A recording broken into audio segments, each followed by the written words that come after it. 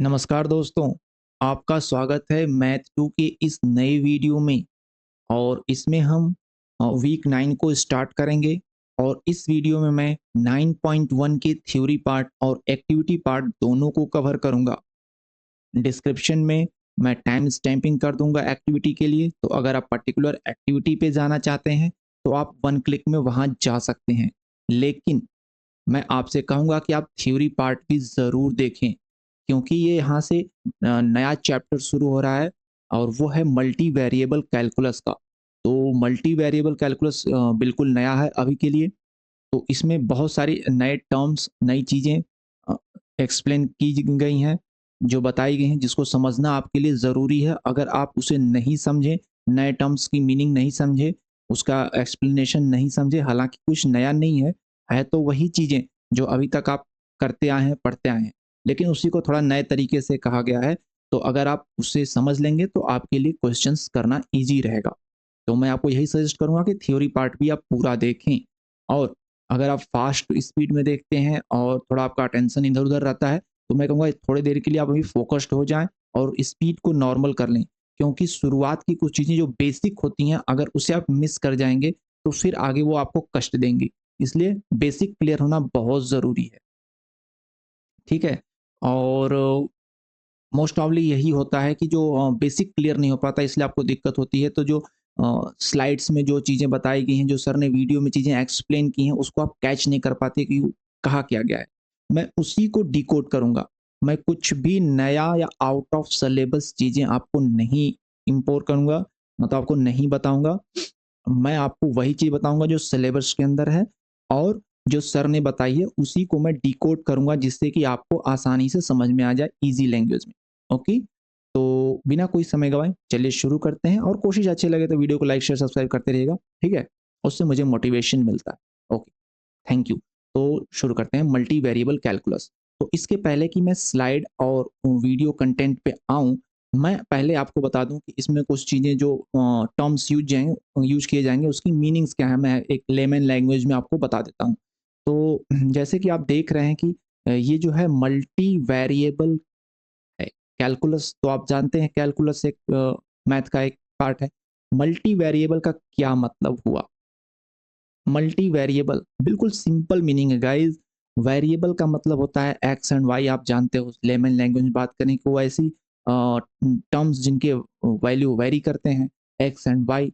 तो अगर एक्स, सिर्फ एक्स के टर्म्स में कोई एक्सप्लेनेशन है, suppose that x square plus b x plus c.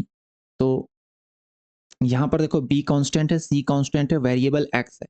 तो ये क्या है? ये सिंगल वेरिएबल है, सिंगल वेरिएबल है। मल्टी वेरिएबल का मतलब एक्स एंड वाई दोनों आ गए उसमें, ठीक? तो एक्स एंड वाई दोनों के फॉर्म में लिखना है, तो सपोज दैट मैं लिख देता हूँ इसको x square y plus x square i plus 5y plus x cube plus d, कुछ भी ऐसे लिख दो। ये हो गया आपका मल्टी वेरिएबल, ठीक है? ये आपका मल्टी वेरिएबल फंक्शन हो गया।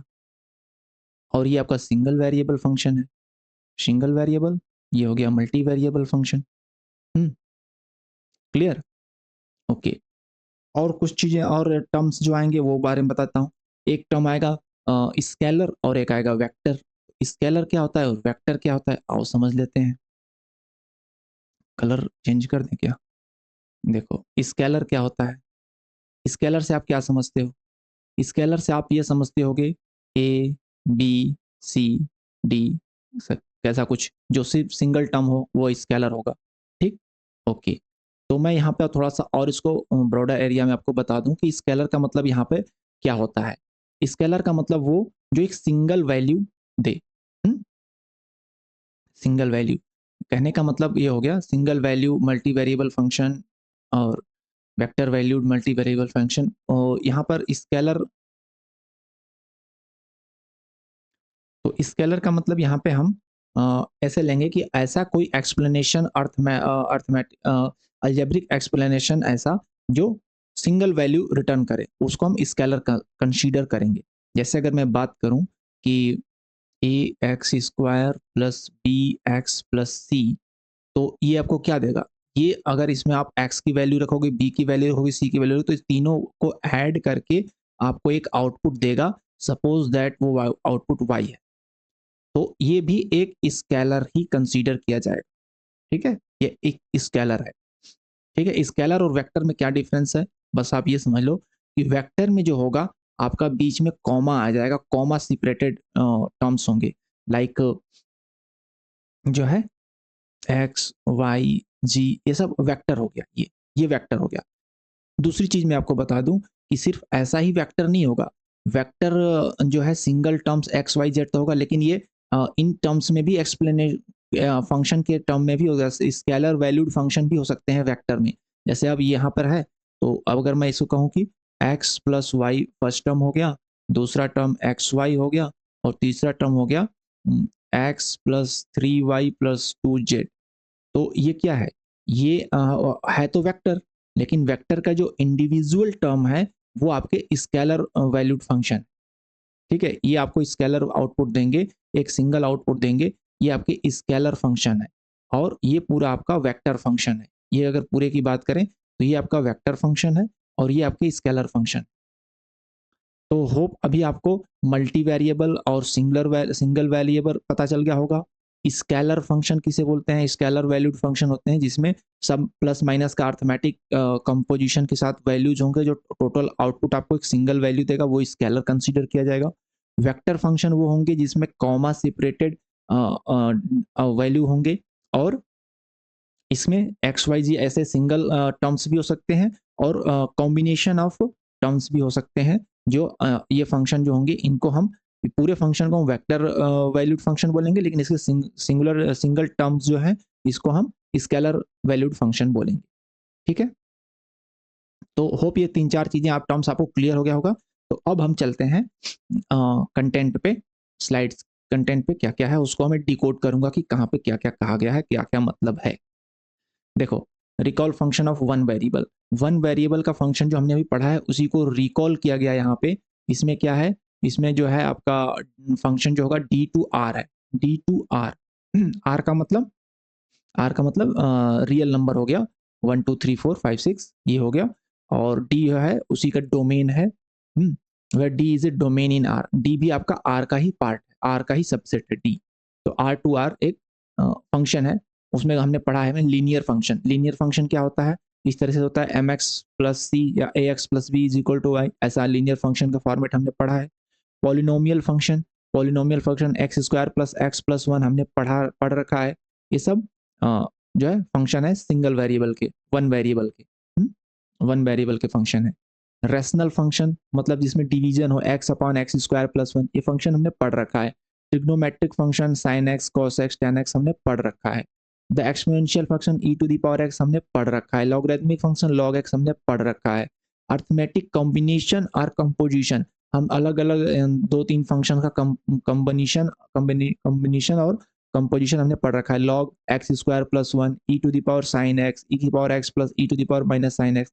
तो अब इसमें क्या है कि अलग अलग फंक्शन का कंपोजिशन है या कॉम्बिनेशन है आप कह सकते हैं। जैसे इसमें एक्स स्क्वायर प्लस वन ये जो है आपका पॉलिनोमियल फंक्शन है और लॉग के अंदर में है, तो लॉग मतलब कंपोजिशन हो गया दो फंक्शन का। फिर e to the power sine x, sine x क्या है, ट्रिग्नोमेट्रिक फंक्शन है, और ई जो है एक्सपोनेंशियल फंक्शन है, तो एक्सपोनेंशियल और ट्रिग्नोमेट्री का कंपोजिशन हो। तो इस तरह के भी फंक्शन हमने पढ़ रखे हैं इतने सारे। अब हम आगे आते हैं कि अब हमें आगे क्या पढ़ना है। तो scalar valued multi variable function क्या होते हैं, यहाँ बताया गया है कि a scalar valued multi variable function is a function from D to R. समझो इसको क्या है, इस लाइन का मतलब समझो, फंक्शन क्या है, वो डी टू आर होगा। ठीक है, यहाँ पर आपको ये पता चल गया कि आपका जो ये है को डोमेन है वो एक रियल नंबर होगा, आर होगा। मतलब जो आपका आउटपुट आएगा वो आर में आएगा, R to R three R four में नहीं आएगा। सिंगल आर मतलब रियल नंबर में आपका आर टू आर आएगा, जो आपका को डोमेन होगा, जो आपका रेंज होगा। अच्छा, डोमेन क्या होगा, where D is a domain in R to the power N, where N is greater than one. तो ये समझो scalar valued multi variable function क्या हुआ। Scalar valued multi variable function वो हुआ जहां पर आउटपुट तो आपका रियल नंबर में आए, आर में आए, लेकिन जो इनपुट है, जो डोमेन है, वो R to the power n है। R to the power n मतलब आर टू एन जो है वो एक से बड़ा होना चाहिए, यानी कि आपका जो डोमेन है वो आर टू से हो, आर थ्री से हो, आर फोर से हो, ये होना चाहिए आपका डोमेन, एक से बड़ा होना चाहिए डोमेन में। एक से बड़ा होगा और आउटपुट रियल नंबर में आएगा तो आपको उसको बोलेंगे scalar valued multi variable function. जैसे लीनियर ट्रांसफॉर्मेशन है, आर एन टू आर में है, X one X two X N है, और इसमें जो बीच में प्लस का साइन लगा हुआ है, तो ये a one x one a two x two से लेके ए एन एक्स एन तक ये बीच में प्लस का साइन लगा हुआ है, कोई कॉमा सेपरेटेड वैल्यू नहीं है, तो ये पूरा प्लस का साइन लगा हुआ है, तो ये सब मिल करके जो है आपको रियल नंबर आउटपुट देंगे। तो आपका जो कोड डोमेन हो गया वो तो आर हो गया, लेकिन जो आपका डोमेन है उसमें एक्स वन एक्स टू से लेके एक्स एन तक R to the power n है। N should be greater than one, यहाँ पे लिखा हुआ है क्लियर कट। ऐसा नहीं है कि ये real number two real number का कोई फंक्शन है, real number two real number का फंक्शन नहीं है। हम्म ये जो scalar valued multi variable function बोलेंगे, इसमें मल्टी वेरिएबल होने चाहिए। कहने का मतलब ये है कि मल्टी वेरिएबल फोकस करो, यहाँ पे जो है ये मल्टी वेरिएबल है। ये नहीं है, सिंगल वेरिएबल नहीं है, ये मल्टी वेरिएबल है। तो इस पे फोकस करो। Scalar valued multi variable function का मतलब हो गया कि आउटपुट स्केलर हो लेकिन इनपुट आपका मल्टी वेरिएबल हो, एक्स वाई जी हो, X one X two X three हो, कुछ भी हो। पॉलिनोमियल फंक्शन में देखो X one square plus X two square plus X N square, यहाँ पर एक्स वन से लेके एक्स एन तक का डोमेन है, और को डोमेन आपको प्लस माइनस साइन से जुड़ा हुआ है, तो को डोमेन आपका क्या हो जाएगा, को डोमेन आपका कुल मिलाकर के एक रियल नंबर आएगा। अर्थमेटिक कॉम्बिनेशन और कंपोजिशन बहुत सारे फंक्शन का सब हो सकता है। तो आप समझ गए कि scalar valued multi variable function वो होगा जहां पर इनपुट में आपके मल्टी वेरिएबल होंगे, मतलब एक से ज्यादा होना चाहिए, एक से ज्यादा होना चाहिए। दो वेरिएबल हो, एक्स वाई जी हो, एक्स वाई जी डब्ल्यू कुछ भी हो, एक नहीं होगा। यानी एक नहीं होगा मतलब क्या हुआ कि ऐसा नहीं होगा कि 3x प्लस टू, ऐसा नहीं होगा, 3x प्लस टू नहीं होगा, 3x प्लस 5 या 3x प्लस x स्क्वायर नहीं होगा, ऐसे भी नहीं होगा। हुँ? ये मतलब ये नहीं होगा। A x square plus b x plus c, इसमें कितने वेरिएबल हैं, इसमें है सिर्फ एक वेरिएबल है x, यानी आर टू आर का ये फंक्शन है। तो आर टू आर का फंक्शन है a x square plus b x plus c, तो ये जो है scalar valued multi variable function नहीं होगा, ये आपका single variable scalar valued function, मतलब आउटपुट आपका स्केलर दे रहा है, इनपुट आपका सिंगल वेरिएबल, तो single scalar valued single variable function है। मल्टी वेरिएबल फंक्शन वो होगा जब आपका a x square plus b y plus सी ऐसा है, तो ये मल्टी वेरिएबल फंक्शन। ठीक, आगे चले, चलो नेक्स्ट क्या है, vector valued multi variable function. अब ये देखो vector valued multi variable function का मतलब क्या हो गया कि आपका जो आउटपुट आएगा, जो को डोमेन आएगा, उसमें कॉमा लगा रहेगा, उसके वैल्यूड में कॉमा रहेंगे, कई रेंज रहेगी, वो आर आर नहीं रहेगा, वो R to the power m है। यहाँ पर कह रहा है a vector valued multi variable function is a function from D to R m, मतलब कि जो आपका को डोमेन है वो आर एम में रहेगा, आर में नहीं रहेगा, where D is a domain in R N, where M और एन दोनों एक से बड़ा है। समझ गए, मतलब डोमेन में भी आपका मल्टी वेरिएबल है, एक से ज्यादा है, और आउटपुट में भी एक से ज्यादा है, मतलब डोमेन में भी आपका एक्स वाई जी हो गया और आउटपुट में X square plus Y square plus Z square and Z square plus x square हो गया। तो ये तो आपका vector valued multi variable function हो गया, लेकिन ये जो बीच में है वो आपका मल्टी वेरिएबल है लेकिन स्केलर वैल्यूड है, जो आपका इंडिविजुअल टर्म्स है वो scalar valued multi variable function, जो इसके पहले हमने पढ़ा था। ये वाला पढ़ा था ना, scalar valued multi variable function, तो ये है scalar valued multi variable function, individual term जो है scalar valued multi variable function है, और होल फंक्शन जो है वो vector valued multi variable function. ठीक है, it can be thought of as a vector of scalar valued multi variable function, इस लाइन का यही मतलब हुआ, it can be thought of as a vector valued scalar valued multi variable function, इसका scalar valued multi variable function का vector form. ठीक है, okay, इस लाइन का भी मतलब समझ में आ गया ना, it can be thought of as a vector of scalar valued multi variable function, ये वेक्टर है, इसका scalar valued multi variable function का वेक्टर हो गया, वो हो गया vector valued multi variable function. ठीक है, we have seen the example of linear transformation. ठीक, चलो ये समझ में आ गया। फिर है multi variable functions are functions of several variable, और इसको समझते हैं क्या चीज़ है मल्टी वेरिएबल फंक्शन और फंक्शन ऑफ सेवरल वेरिएबल क्या होता है। A multi variable function of a function of several variable is either a scalar valued multi variable function जो सबसे पहला हमने पढ़ा था, और a vector valued multi variable function जो उसके बाद हमने पढ़ा था। ये दोनों चीजें हमने पढ़ रखी हैं, ये लाइन क्लियर। नेक्स्ट है when considering a multi variable function we will write d to rm where d is a domain in rn where n is greater than 1 and with no restriction on m, m can also be 1। अच्छा, तो यहाँ पर देखो क्या कह रहा है कि जो डोमेन है वो तो आर एन होना चाहिए, एक से बड़ा होना चाहिए, लेकिन को डोमेन जो है वो उस पर रेस्ट्रिक्शन नहीं, वो एक भी हो सकता है। यानी एक होगा तो हमारा होगा scalar valued multi variable function हो जाएगा, और एक से ज्यादा होगा तो हमारा vector valued multi variable function हो जाएगा। तो वही करा कि जो को डोमेन है उसमें एम जो है वो 1 हो सकता है और 1 से ज्यादा भी हो सकता है, लेकिन जो हमारा डोमेन है वो एक से ज्यादा ही होना चाहिए मल्टी वेरिएबल फंक्शन के लिए। ठीक, नेक्स्ट लाइन कह रहा है कि further if we want to refer to an element in D without bothering about the coordinates we will use x tilde. इसको एक्सटिल्ट पढ़ते हैं अगर हमें जो डोमेन में किसी एक पर्टिकुलर एलिमेंट के बारे में बात करेंगे तो उसमें हम ऐसे एक्सटिल्ट लगा करके बात करेंगे। ठीक है, चलो आगे चलते हैं। एग्जाम्पल देखो क्या क्या है। देखो ये क्या है, ये मल्टी वेरिएबल फंक्शन है। आउट जो डोमेन है आपका उसमें एक से ज्यादा वेरिएबल है, और लेकिन आउटपुट आपका स्केलर आ रहा है। इसका जो प्लस माइनस लगा कोई कामा नहीं लगा है, तो ये आपका हो जाएगा scalar valued multi variable function. ठीक है, ओके, ये भी आपका scalar valued multi variable function है, ये भी आपका स्केलर वैल्यूड है, ये भी स्केलर वैल्यूड है, ये भी स्केलर वैल्यूड है, ये भी स्केलर वैल्यूड। वेक्टर वैल्यूड होगा जब कामा लगा रहेगा। ये भी आपका scalar valued multi variable function है, scalar valued multi variable function, scalar valued multi variable function. ठीक है, ये आपका वेक्टर वैल्यूड है, vector valued multi variable function. ठीक है, ये क्या है, इसमें देखो ये जो है पूरा जो है vector valued multi variable function है, लेकिन इंडिविजुअल टर्म्स जो है वो scalar valued multi variable function. तो ये जो है वो स्केलर वैल्यूड है, scalar valued multi variable function है, और पूरा जो ये है वो वेक्टर वैल्यूड है।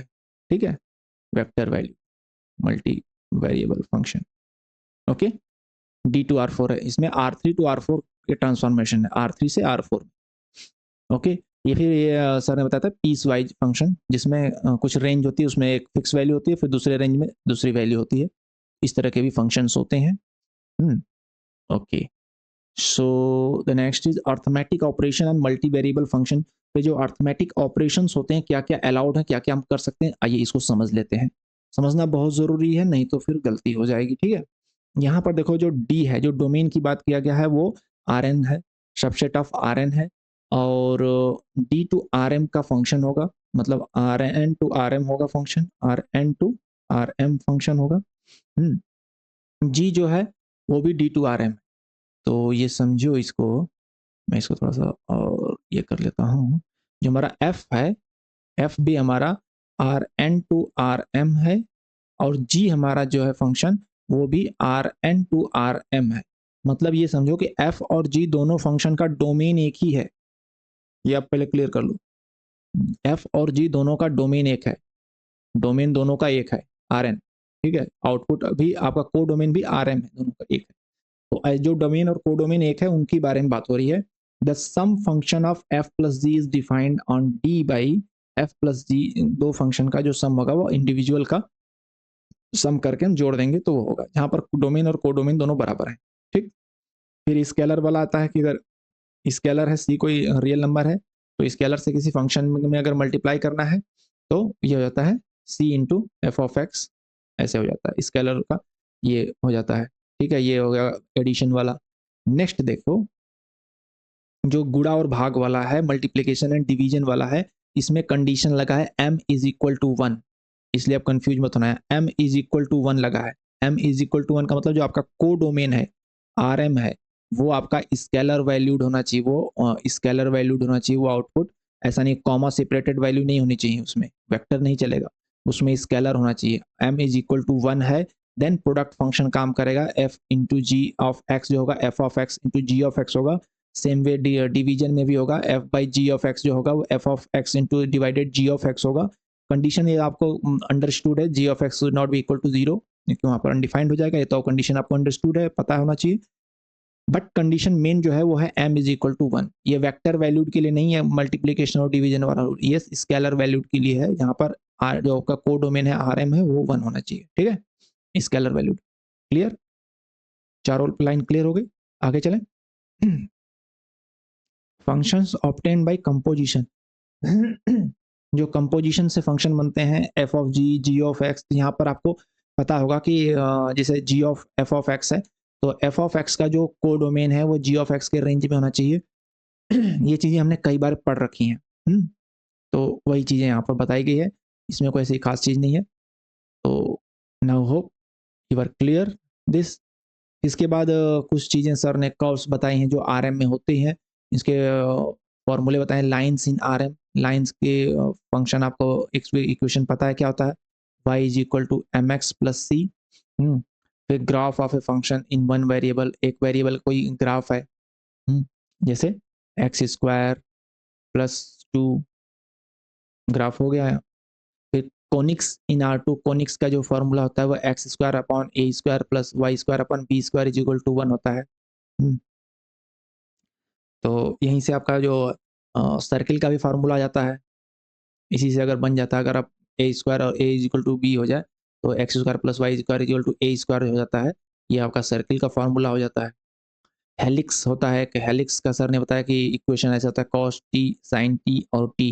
हेलिक्स जो होता है सर ने बताया था कुछ इस टाइप का होता है हेलिक्स, ठीक है। और subset of x Y A Y square equal to X cube is equal to R two. तो ये सिलेबस के अकॉर्डिंग नहीं है, बट सर ने कुछ चीज़ें बता दी थी कि इसके जो फंक्शंस होते हैं कुछ तरह के आरएम में किस तरह के फंक्शन होते हैं, उनका क्या ग्राफ होता है, इसके बारे में थोड़ा सा आइडिया दिया था। तो यहाँ पे थ्योरी पार्ट कंप्लीट होता है और अब हम चलेंगे एक्टिविटी 9.1 पे। तो अभी तक हमने जो पढ़ा उसको हम वहाँ पे अप्लाई करेंगे और देखेंगे क्वेश्चन कितनी ईजिली सॉल्व होता है विदाउट एनी प्रॉब्लम। चलिए चलते हैं, देखते हैं हमारे जो पढ़ाई लिखाई है काम आती है कि नहीं। एक्टिविटी में चलते हैं और करके देखते हैं। अगर काम आ गई इसका मतलब हमने सब कुछ सही पढ़ा है, अगर काम नहीं आई कहीं दिक्कत हुआ इसका मतलब कि हमने पढ़ने में कहीं गलती की है। तो चले एक्टिविटी 9.1। पहला क्वेश्चन क्या है, which of the following are correct with respect to F of x Y is equal to X square minus 2y where X Y are real number. तो क्या कह रहा है कि domain of F is R two. Domain of F में दो variable हैं x और वाई और वेक्टर वैल्यूड है, ये आर टू है इसका डोमेन, आप देख सकते हो, कोई डाउट की बात नहीं है इसमें। Domain of R no, domain जो है वो आर टू है। एंड रेंज क्या होगा, रेंज देखो यहाँ पर है एक्स स्क्वायर माइनस 2y, इसका जो आउटपुट होगा एक रियल नंबर होगा, क्योंकि यहाँ पर प्लस माइनस साइन से इनका अर्थमेटिक कॉम्बिनेशन है, कोई वेक्टर फॉर्म में नहीं है, कामा नहीं लगा है, इसलिए इसका आउटपुट जो होगा रियल नंबर होगा। तो रेंज जो है इसका रियल नंबर है। रेंज आर टू में मत बोलना, आर टू का मतलब इसमें कॉमा लगा हुआ है इसलिए आर टू है। अब उसके साथ प्लस माइनस साइन लग गया तो वो रियल नंबर देगा, आउटपुट सिंगल वैल्यू देगा, ठीक है। तो ये होगा। आगे चलें अगले क्वेश्चन पे, काम तो आ रही है पढ़ाई। कह रहा है कि D is subset of R n and function है D to R m and g है D to R m, be multi variable function on D, which of the following statement are true. कौन सा statement true है। The product function f dot g is defined on D by f dot g of x is equal to F of x into g of x where x still belongs to D. ये हमने देखा था theory part में, ये तब भी काम करेगा, तब भी और तभी काम करेगा मल्टीप्लिकेशन और डिवीजन वाला, when m is equal to 1 का कंडीशन हो, मतलब आउटपुट आपका स्केलर वैल्यूड हो, को डोमेन आपका स्केलर वैल्यूड हो। यहाँ पर m रेंज में काम नहीं करेगा, ये कंडीशन इसमें मेंशन नहीं है इसलिए ऑप्शन गलत है, आप कंफ्यूज मत होना। ये मल्टीप्लिकेशन रूल और डिवीजन वाला रूल तभी काम करता है जब आपका को डोमेन जो है वो स्केलर वैल्यूड हो, m इज इक्वल टू 1 हो। ये कंडीशन नहीं लिखी है, आप फिर से देख लेना, अगर मिस कर गए वो पार्ट तो थ्योरी में बैक का जाके फिर से देखना, ये चीज़ है वहाँ लिखी, ठीक है। सम वाला फंक्शन जो है f plus g of x, f of x plus g of x काम करेगा किसी भी में, आर एम में, ये सही है। ये और कांस्टेंट है, c से मल्टीप्लिकेशन है तो c into F of x जो होगा वो, और c into F of x हो जाएगा 1 अपॉन c, ये गलत लिखा हुआ है, ये गलत है, ठीक है, ये c होता है। नेक्स्ट है लास्ट वाला है कि if m is equal to 1, देखो यहाँ पे लगा दिया ना condition m is equal to 1 and g of x is not equal to 0, then इसका जो डिवीजन वाला रूल है f of f divided g is defined on d by f ऑफ f divided g of x is equal to f of x into g of x, ये काम करेगा। ये सही है क्योंकि यहाँ पर एक condition m is equal to 1 लिखा है, ये कंडीशन फर्स्ट में मिसिंग है इसीलिए गलत है, तो ये ऑप्शन सही है। नेक्स्ट पे चलें क्वेश्चन पे। सही है, मजा आ रहा है तो लाइक कर देना वीडियो को। ओके, सपोज एक फंक्शन है D to R. Okay, is a function defined on domain D जो कि सबसेट है रियल नंबर का।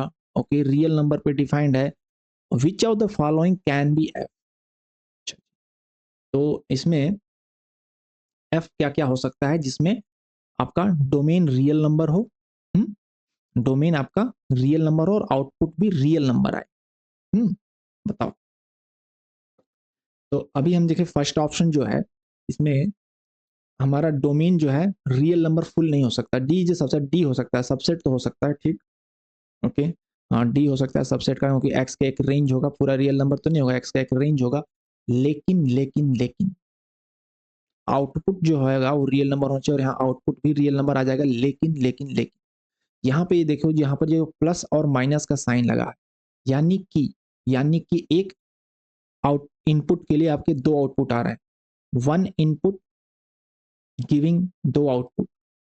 तो ऐसी चीजों को हम फंक्शन ही कंसीडर नहीं करते हैं। अगर आपने फंक्शन वाली डेफिनेशन मैथ में पढ़ी होगी, तो अगर एक इनपुट के लिए दो आउटपुट आए तो ये चीज फंक्शन के डेफिनेशन में नहीं आती है, ये फंक्शन नहीं है, इसको हम फंक्शन ही नहीं बोलेंगे। अगर यहाँ पर क्लियर कट पॉजिटिव लिखा होता या क्लियर कट नेगेटिव लिखा होता, देन हम समझते हैं। यहाँ पर प्लस माइनस दोनों लिखे, मतलब कि हम इसके दोनों वैल्यू एक्सेप्टेबल है, तो दोनों वैल्यू के लिए मतलब अलग अलग पूरे फंक्शन की दो डिफरेंट वैल्यूज आएंगी एक इनपुट के लिए। तो ये चीज जो है, ये डेफिनेशन जो है फंक्शन के डेफिनेशन में ही नहीं आती है, इसलिए ये पहला ऑप्शन गलत है। सेकेंड ऑप्शन, इनपुट हो सकता है रियल नंबर, आउटपुट भी हो सकता है रियल नंबर, सही है।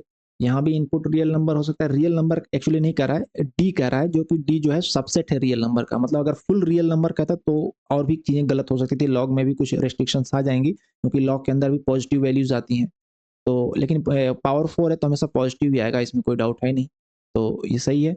और यहाँ भी सही है सब, रियल नंबर इनपुट, आउटपुट भी रियल नंबर, सही है सब। बस ये फंक्शन के डेफिनेशन में नहीं आ रहा है, इसलिए इसको गलत हो गया। नेक्स्ट क्वेश्चन पे चलें। ओके, देखो नेक्स्ट क्वेश्चन कह रहा है which of the following statement is a true. पहला कह रहा है कि the output of A scalar valued multi variable function is always a real number. अगर कॉन्सेप्ट पता पढ़ा है आपने, थ्योरी पार्ट को समझा है आपने, तो इसमें कोई टाइम लगेगा नहीं टिक करने में। Scalar valued multi variable function का आउटपुट जो है रियल नंबर ही होता है, डोमेन जो होता है वो रियल, और को डोमेन जो होता है वो रियल नंबर होता है, m इज इक्वल टू 1 होता है। ये सब चीजें आप रिलेट करोगे, टिक कर लोगे, ठीक है। नेक्स्ट करा है the output of A vector valued multi variable function can be a real number. अगर आपने पढ़ रखा है, थ्योरी क्लियर है, तो आप इसको गलत कर दोगे, क्योंकि जो वेक्टर वैल्यूड का मतलब है कि उसमें कॉमा वैल्यू हो, कॉमा वाली वैल्यूज हो जाएंगी, तो इसका मतलब वो रियल नंबर कहाँ से आएगा, ठीक है। ओके, रियल नंबर उसके एक एक टर्म्स हो जाएंगे, लेकिन पूरा रियल नंबर नहीं होगा, वो वेक्टर वैल्यूड हो गया। The output of A single variable vector valued function is always a vector. पता है आपको single variable vector valued function क्या होगा, जिसमें वेरिएबल सिंगल हो लेकिन आउटपुट वेक्टर हो। तो कैसे होगा वो, जैसे 5x फिर एक्स स्क्वायर एंड -3x, ऐसे कर लो। सिंगल वेरिएबल है, मतलब सिंगल वेरिएबल और वेक्टर वैल्यूड है, इसका आउटपुट जो है वेक्टर आ रहा है, एक्स वाई जी आ रहा है, ये एक्स की वैल्यू हो गई, ये वाई की वैल्यू हो गई, जी की वैल्यू हो गई, तो वेक्टर में फॉर्म में आ रहा है इसका आउटपुट। तो ये single variable vector valued function है, वो ऑलवेज एक वेक्टर देगा, ठीक। The output of A vector valued multi variable function can not be a real number. सही बात है, कहाँ डाउट है इसमें। आगे चलें। अगला क्वेश्चन कह रहा है consider the function s of t is equal to cos t sine t two t. Okay, ये हेलिक्स का था शायद फंक्शन, सर ने बताया था, where t is real number, choose the set of correct options. कह रहा है s is a single variable vector valued function, हाँ सिंगल वेरिएबल है, इसमें टी है सिर्फ, और वेक्टर फॉर्म में आ रहा है, इसे single variable vector valued function हो गया। S is A multi variable, गलत हो गया। The domain of S is a real number, domain जो है इसका रियल नंबर होगा, सिर्फ टी है। एंड को डोमेन इज R3, को डोमेन R3 आ रहा है, ठीक है, को डोमेन R3, डोमेन भी R3 बोला, नहीं नहीं, डोमेन इसका रियल नंबर है, टी है, टी की वैल्यू हम इसमें रियल नंबर पुट करेंगे और को डोमेन हमारा R3 आएगा, ये गलत है। नेक्स्ट क्वेश्चन पे चलें। Okay, how many of the following functions are a vector valued multi variable function. देखो वेक्टर वैल्यू होना चाहिए और मल्टी वेरिएबल होना चाहिए, तो देखते हैं। ये किसमें कॉमा है, ये वेक्टर फॉर्म में नहीं है, ये स्केलर है, तो ये गलत हो गया। ये कॉमा है, ये वेक्टर वैल्यूड है, ठीक है। मल्टी वेरिएबल है, एक्स एंड वाई दो है, ठीक है, मल्टी वेरिएबल हो गया, तो ये हमारा डबल टिक लगा दो, ये सही है, डबल टिक। ओके, इसमें देखो कॉमा लगा है, वेक्टर वैल्यूड है, ओके। मल्टी वेरिएबल है, x y x y multi variable है, डबल टिक, सही है। ये देखो ये स्केलर वैल्यूड, इसमें कहीं कॉमा नहीं है, तो ये गलत हो गया। इसमें देखो कॉमा लगा है, कॉमा लगा है, तो हमारा मल्टी वेरिएबल वेक्टर वैल्यूड है, वेक्टर वैल्यूड है, लेकिन क्या मल्टी वेरिएबल है, नहीं, ये सिंगल वेरिएबल है, मल्टी वेरिएबल नहीं, इसमें इनपुट सिंगल जा रहा है, आउटपुट में सिंगल वेरिएबल है, तो मल्टी वेरिएबल नहीं है। ये वेक्टर वैल्यूड है लेकिन सिंगल वेरिएबल, तो ये गलत हो गया। नेक्स्ट वाले हम देखें, और हमारा कॉमा लगा हुआ है, वेक्टर वैल्यूड है, ओके। क्या इसमें मल्टी वेरिएबल है, एक्स वाई जी, तीन मल्टी वेरिएबल है, इनपुट भी तीन जा रहा है एक्स वाई जी, आउटपुट में भी तीनों वेरिएबल का यूज हो रहा है, एक्स एंड वाई और जी, मल्टी वेरिएबल फंक्शन है, सिंगल वेरिएबल नहीं है, तो डबल टिक हो गया। तो कितने हमें वेक्टर वैल्यूड मल्टी वेरिएबल हो गए, 1 2 एंड 3, ओके, पता चल गया वेक्टर वैल्यूड मल्टी वेरिएबल। आगे चलें, क्वेश्चन नंबर 7। सपोज जी एक फंक्शन है D to R3 is a function defined and domain D जो कि R2 का सबसेट है, which are the following function may be G। अच्छा, तो हमें ऐसा फंक्शन चाहिए जिसका डोमेन R2 हो और को डोमेन हमारा R3 हो, R2 से R3 में ट्रांसफॉर्मेशन हो, ऐसा फंक्शन चाहिए। देखो R2 है, ठीक, ये R3 है, नहीं है, ये हमारा स्केलर वैल्यूड हो गया, तो एक गलत हो गया। दो है, R2 है, ठीक, R3 है, 1 2 और 3, R3 है, सही है, ठीक है। R2 है, नहीं है, गलत हो गया। R2 है, R2 है, लेकिन ये आउटपुट में क्या है, एक्स एंड वाई दो ही टर्म्स आ रहे हैं, R2 से R2 आ रहा है, R2 से R3 चाहिए, इसलिए भी गलत हो गया। R2 है, एक्स एंड वाई दो है, ठीक है, आउटपुट में क्या आ रहा है, एक्स वाई एंड ये वाई और ये जी, तीन टर्म्स आ रहे हैं, R3 आ रहा है, तो R2 से R3 आ रहा है, R2 से R3, ठीक है, क्या लिख देता हूं मैं भी, तो ये सही है। तो कौन कौन सही हो गए, ये वाला और ये वाला। नेक्स्ट क्वेश्चन पे चलें। देखो, which of the followings are correct with respect to the f of x y is equal to under root 1 minus x square by 9 minus y square by 16 where x y are real number। Okay, तो domain क्या होगा इसका, बताओ domain क्या होगा, domain क्या होना चाहिए, डोमेन इसका क्या होना चाहिए। इसमें फंक्शन को से डिफाइन करने के लिए इसमें अंडर रूट के अंदर हमें जो वैल्यू है वो ग्रेटर देन 0 होना चाहिए, 0 से बड़ा होना चाहिए, हाँ।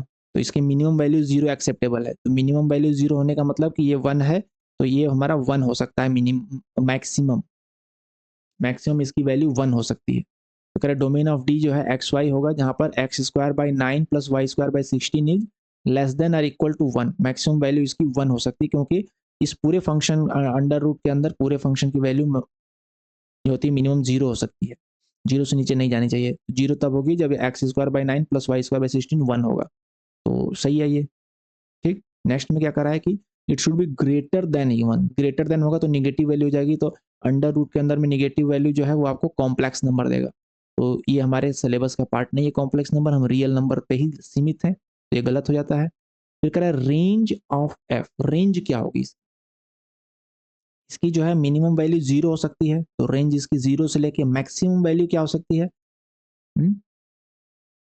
मैक्सिमम वैल्यू क्या हो सकती है, मैक्सिमम वैल्यू इसकी 1 हो सकती है, कब, जब इसकी मिनिमम वैल्यू 0 होगी, एक्स एंड वाई इस पूरे टर्म्स की जो वैल्यू जो 0 होगी, तो इसकी मैक्सिमम वैल्यू 1 हो सकती है।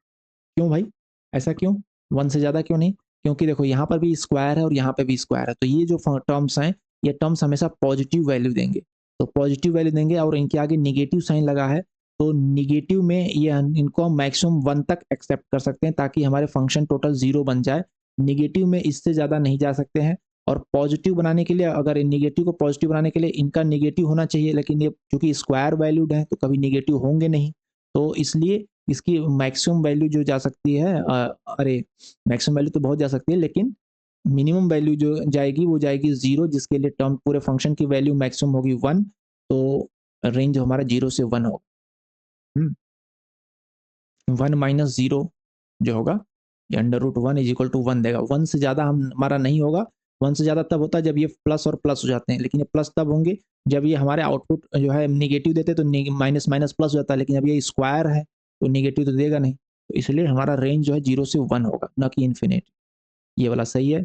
और 1 हो सकता है क्योंकि टोटल टर्म मिलके 0 दे देंगे तो 1 हो सकता है, इसलिए 1 इंक्लूसिव होगा।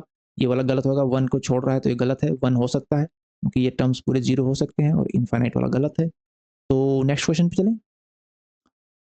नेक्स्ट क्वेश्चन कह रहा है कि एक फंक्शन है एफ R2 से R3 में हैज़ द फॉर्म ये है, ठीक है, एक्स वाई है इनपुट, और जहाँ पर है ये एक वेक्टर वैल्यू फॉर्म दे रहा है जहाँ पर अलग अलग फंक्शन है। ये पी एक फंक्शन है एक्स वाई का, एक क्यू फंक्शन है एक्स वाई का, यहाँ आर एक फंक्शन है एक्स वाई का। Choose the correct option.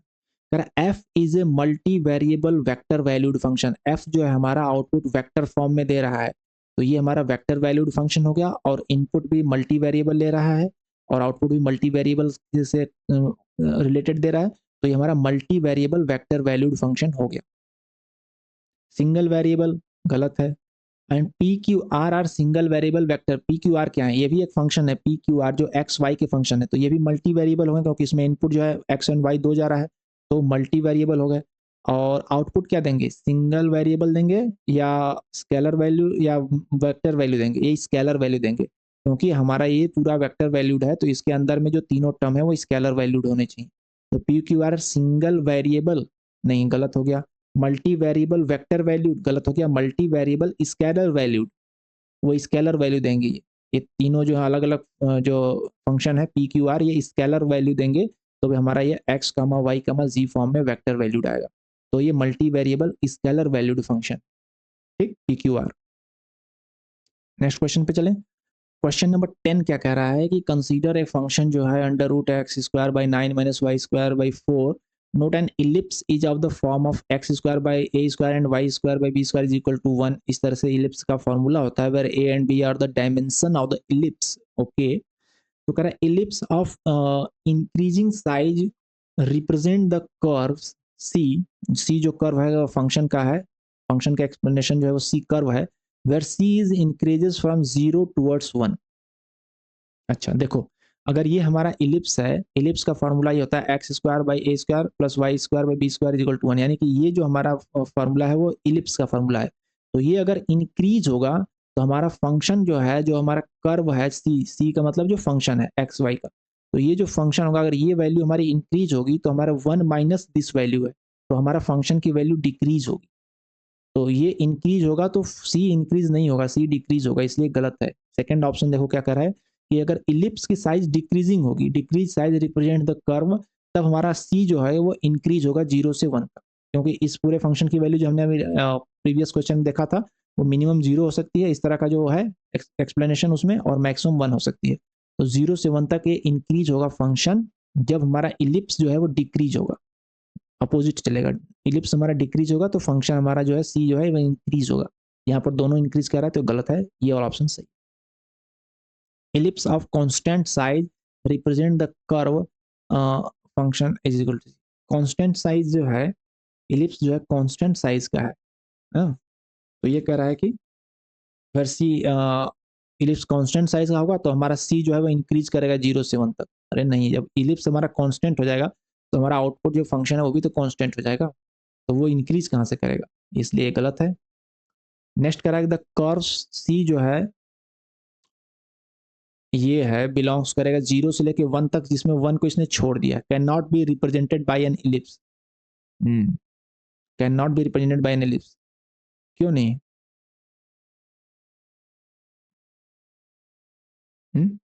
0 से लेकर 1 can not be represented by N ellipse, represent कर सकते हैं ना, 1 को छोड़ रहा है क्योंकि अगर वेर सी की रेंज होगी 0 से 1 तक इलिप्स से रिप्रेजेंट कर सकते हैं, तो डेफिनेशन ही है। तो x Y is equal to c है, where c is belongs to 0 से 1 तक, इसमें 1 नहीं लिया है इसलिए, क्योंकि ये पूरा एक्स स्क्वायर वाई स्क्वायर जो है 0 हो जाएगा। तो हम्म तो 0 हो जाएगा, तो वो कह रहा है कि उसको इलिप्स से रिप्रेजेंट नहीं कर सकते, वो भी इलिप्स से रिप्रेजेंट कर सकते हैं, तो ये ऑप्शन गलत हो जाएगा। और यहाँ पे कह रहा है कि अगर हमारे फंक्शन की वैल्यू 1 हो जाए तो वो एक पॉइंट हो जाएगा। फंक्शन की वैल्यू 1 होने का मतलब ये हो गया कि ये हो गया, एक पूरा टर्म्स हो गया 0 हो गया, तो इसका मतलब ये हो गया कि x square plus Y square is equal to जो है 0 हो गया, यानी कि एक्स एंड वाई दोनों हो गया 0,0 हो गया, तो वो जो है एक पॉइंट हो जाएगा। ठीक है, वो एक पॉइंट हो जाएगा, ये पूरा टर्म जो है वो 0 हो जा रहा है, तो वहाँ पर एक्स वाई 0 हो जाएगा, तो ये टर्म होगा, तो ये हो जाएगा x, function of x y जो है 1 है, तो ये पॉइंट को रिप्रेजेंट करेगा। ओके, नेक्स्ट क्वेश्चन पे चलते हैं। Consider a point source s, okay, जहाँ 1 to 3 है, radiating energy, the intensity I at a given point p जो कि एक्स वाई जी है in space is inversely related to the square of the distance d between s and P.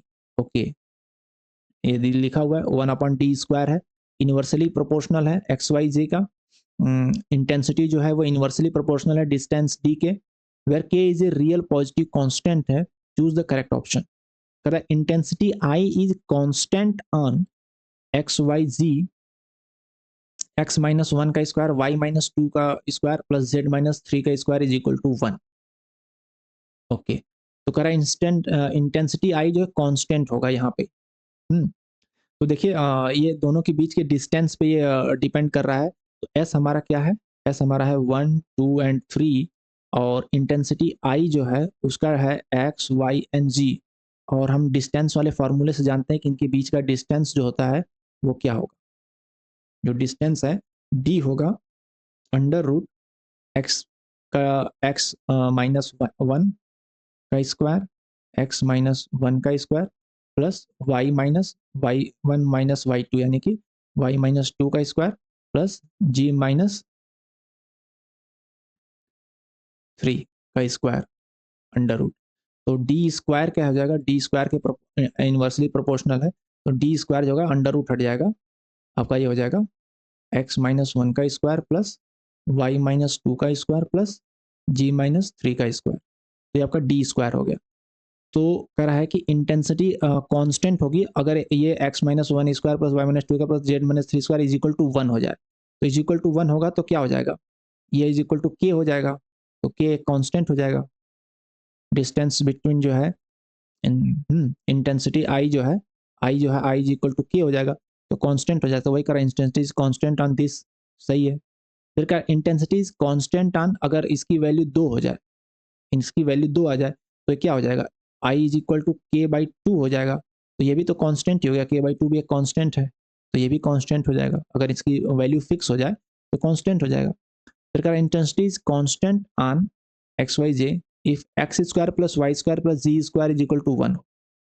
तो इसमें हम नहीं कह सकते, क्योंकि हमारे जो है ये है इन्वर्सली प्रोपोर्शनल है डिस्टेंस का, और डिस्टेंस का जो फॉर्मूला होता है उसमें हम x1 minus x2 y1 minus y2 z1 minus z2 करेंगे, अगर ये तीनों मिल करके 1 हो रहे हैं तो ये कांस्टेंट होगा कि नहीं, कैन नॉट से।